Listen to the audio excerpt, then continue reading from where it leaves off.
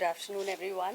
Secretary Health, Punya Salila ji, Additional Secretary Vinod Kotwal ji, President NBEMS, Professor Abhijat Sheth ji, Vice President, members of the governing body, and all the eminent guests and participants who've joined us physically and virtually today on this very, very special and momentous occasion as the National Board of Examination and Medical Sciences has decided to launch this online training program on AI in healthcare for doctors across the country.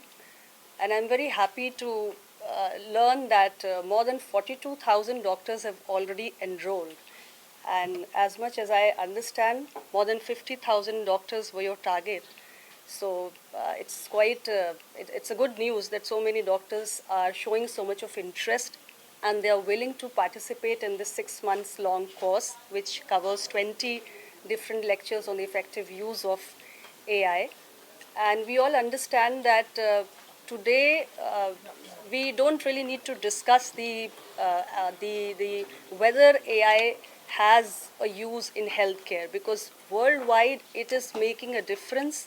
It is being used widely. So considering that it's a very timely and a forward-looking initiative, I welcome my DGHs as well, Dr. Sunita Sharma ji, and other guests who have joined.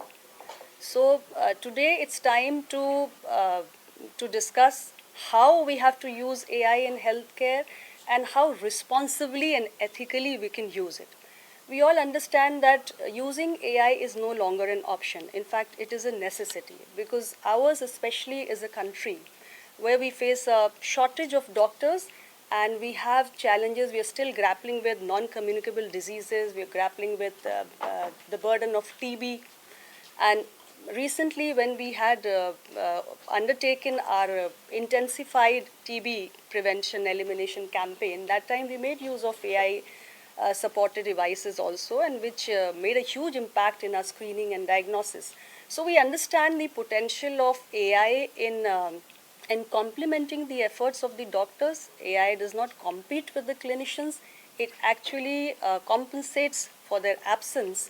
And it's a very useful, these tools and technologies are very useful in improving diagnosis, in enhancing the patient care outcomes, in advancing medical research, and in overall supporting the clinical decision making. Because like I said earlier, we face the shortage of doctors and the burden of patients is rising every day. So in such a scenario, there are situations when doctors have to interpret and analyze huge amount of information and in limited time. So AI helps us to make that analysis in a very short period of time, quickly, accurately. So that way it complements, it supports, and it should be widely used. So I would like to compliment NBEMS for coming up with this very structured academic program, because it's important that these tools and technologies are not just used in healthcare, but they are used with a sense of responsibility, professional accountability, and with ethics. So these kind of structured academic programs can be very helpful in sensitizing our doctors and familiarizing them with the applications, with the fundamentals, with the basics, and with the limitations of these AI tools. So I once again compliment NBMS, and I also learned that you have applied for the Guinness World Records. So, well,